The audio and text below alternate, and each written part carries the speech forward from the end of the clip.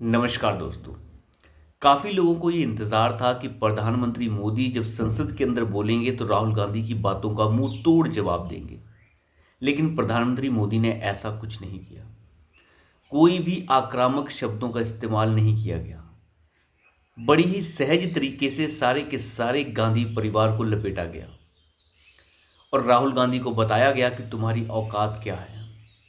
उन्होंने बताया कि संसद के अंदर ऐसा कोई व्यक्ति नहीं है जिसके परिवार के तीन तीन लोग सांसद हों। लेकिन फिर भी ये गांधी परिवार कटाक्ष को समझ नहीं पाया। अखिलेश यादव को आप देखिए, जिसके परिवार के पांच पांच सांसद हैं। गांधी परिवार के एक ही परिवार के अंदर के तीन तीन सांसद हैं। प्रियंका गांधी भी सांसद बन चुकी हैं, राहुल गांधी भी सांसद बन चुके हैं और सोनिया गांधी राज्यसभा से सांसद चुन ली गई हैं। लेकिन इसके साथ साथ सुप्रीम कोर्ट से भी एक बहुत बड़ा फैसला आया है। सुप्रीम कोर्ट से ये फैसला सामने आया है कि असम की सरकार को एक तरीके से निचोड़ा गया और बताया गया है कि तुम घुसपैठियों को निकालने के लिए इतना वक्त क्यों ले रहे हो। जितने भी बांग्लादेशी और म्यांमार के लोग असम के अंदर आ गए हैं, उन्हें बाहर निकालने के लिए तुम कौन से मुहूर्त का इंतजार कर रहे हो। इसके ऊपर फटकार लगाई गई है असम की सरकार को और केंद्र सरकार को भी नोटिस जारी किया गया है। तो इसके बारे में थोड़ी सी चर्चा करेंगे। लेकिन प्रधानमंत्री मोदी ने जिस तरीके से कटाक्ष किया है और जिस तरीके से राहुल गांधी सुबह शाम जातीय जनगणना की बात करते हैं और कहते हैं कि तेलंगाना के अंदर हमने जातीय जनगणना करवा ली है। हालांकि जातीय जनगणना करवाना केंद्र सरकार के अधिकार क्षेत्र में आता है। आप जातीय जनगणना किसी स्टेट के लेवल पे नहीं करवा सकते। लेकिन फिर भी ये जातीय जनगणना के नाम पर ढिंढोरा पीटते हैं। खैर, इन्होंने जाति जनगणना करवाई और राहुल गांधी के मुताबिक तेलंगाना के अंदर 90% दलित, ओबीसी, पिछड़े, अति पिछड़े और माइनॉरिटीज हैं। तो राहुल गांधी से पूछा जाना चाहिए कि इतने सारे लोग, 90% जनता अगर तेलंगाना की अति पिछड़ा, पिछड़ा, दलित, ओबीसी और माइनॉरिटी है, तो फिर तुम्हारा मुख्यमंत्री वहां का एक ब्राह्मण क्यों है। उसे लात मारकर क्यों नहीं भगा देते।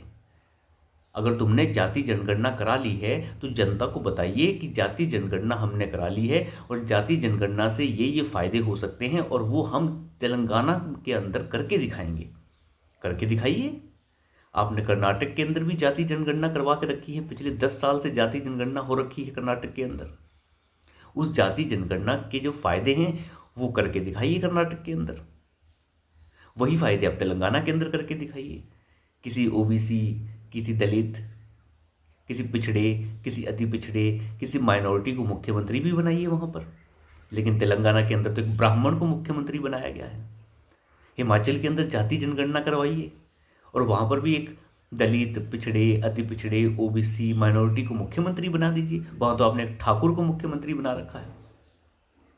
राहुल गांधी से यह भी पूछा जाना चाहिए कि उत्तर प्रदेश के अंदर कांग्रेस की 50 साल तक सरकारें रही, कभी किसी दलित, पिछड़े, अति पिछड़े, किसी ओबीसी, किसी माइनॉरिटी को मुख्यमंत्री नहीं बनाया गया। ये हमाम में इतने नंगे हैं कि इन्हें पता ही नहीं है कि बोलते क्या है। लेकिन प्रधानमंत्री मोदी ने इन्हें खूब गलियाया है, लेकिन बड़े ही सहज शब्दों के साथ।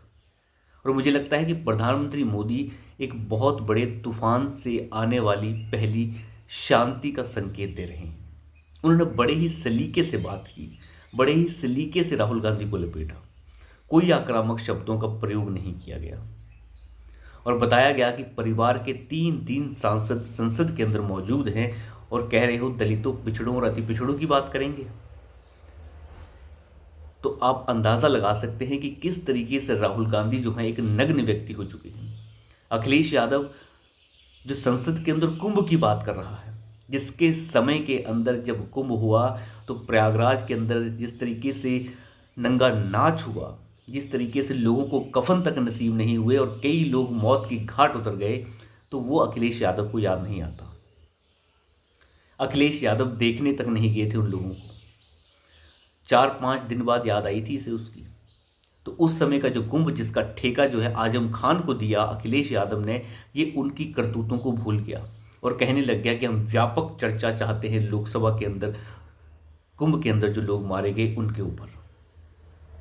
खैर, अखिलेश यादव तो इतना नग्न व्यक्ति है जो खुद तो कभी चुनाव जीता नहीं, अपने बाप के रहमो करम पे मुख्यमंत्री बनने वाला ये व्यक्ति, इसे लगता है कि उत्तर प्रदेश तो केवल उन्हीं के सहारे चल सकता है और किसी के सहारे नहीं चल सकता। लेकिन अखिलेश यादव हो या राहुल गांधी हो, दोनों लगभग एक ही थैली के चट्टे बट्टे, आप समझ सकते हैं। इनके बस की वो बात नहीं।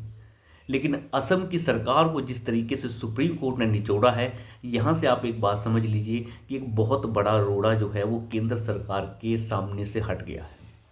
बार बार ये लोग रोहिंग्या मुसलमान और बांग्लादेशी मुसलमानों को बाहर करने की जब भी ये केंद्र सरकार कोशिश करती है, तो उस सुप्रीम कोर्ट और दूसरी कोर्ट्स बीच में अड़ंगा अड़ा देते हैं। बहुत सारे दलाल जो हैं वो कोर्ट्स के अंदर पहुंचते हैं। लेकिन सुप्रीम कोर्ट का ये कहना असम सरकार को कि आप किस मुहूर्त का इंतज़ार कर रहे हैं। जब आपको पता है कि कोई व्यक्ति बाहर से आया है तो फिर उसे बाहर करने में इतना वक्त क्यों। सुप्रीम कोर्ट के अंदर ये बताया गया कि हमें पता नहीं होता है कि ये व्यक्ति का एड्रेस क्या है। तो सुप्रीम कोर्ट का साफ कहना है कि जब आपको पता है ये बांग्लादेशी है या ये पाकिस्तानी है तो बाहर करने में इतनी देरी नहीं होनी चाहिए। तुरंत प्रभाव से उन्हें बाहर किया जाना चाहिए, एक्स्ट्राडिट करना चाहिए। केंद्र सरकार को भी नोटिस जारी किया गया है, क्योंकि राज्य सरकार के वकील का यह कहना था कि ये केंद्र सरकार का एक तरीके से केंद्र सरकार के अंदर आता है। तो सॉलिसिटर जनरल की तरफ से कहा गया कि हमें वक्त चाहिए। लेकिन सुप्रीम कोर्ट ने कहा कि 1 महीने के अंदर आप जवाब दीजिए और इन लोगों को बाहर कीजिए। सुप्रीम कोर्ट का रुख बिल्कुल सख्त था और ये एक बहुत बड़ी बात है। बहुत दूरगामी संदेश जो है सुप्रीम कोर्ट ने दिया है कि हमारी तरफ से कोई भी ऐतराज़ नहीं है इन लोगों को बाहर करने के लिए। और मुझे लगता है केंद्र सरकार अब इसमें तत्परता के साथ काम करेगी और बहुत जल्द ऐसे लोगों को बाहर करने का काम शुरू किया जाना चाहिए। दिल्ली के अंदर रोहिंग्या मुसलमान इतना ज़्यादा हो गया है कि जगह जगह के ऊपर दिल्ली के अंदर जो मुसलमान इलाके हैं वहाँ पर वो रहकर गुंडागर्दी मचा रहा है। मुझे नहीं पता कि किस तरीके से यहाँ के जो मुसलमान हैं उन लोगों को एक्सेप्ट करने के लिए तैयार हो जाते, लेकिन तैयार तो हो रहे हैं। अब वो कैसे तैयार हो रहे हैं ये पता नहीं, लेकिन इन लोगों को बाहर करने का रास्ता अब साफ हो गया है। बहुत बड़ा रोड़ा सुप्रीम कोर्ट ने खुद ही हटा दिया, अब कोई अड़चन नहीं आने वाली है। तो अभी के लिए इतना ही, धन्यवाद।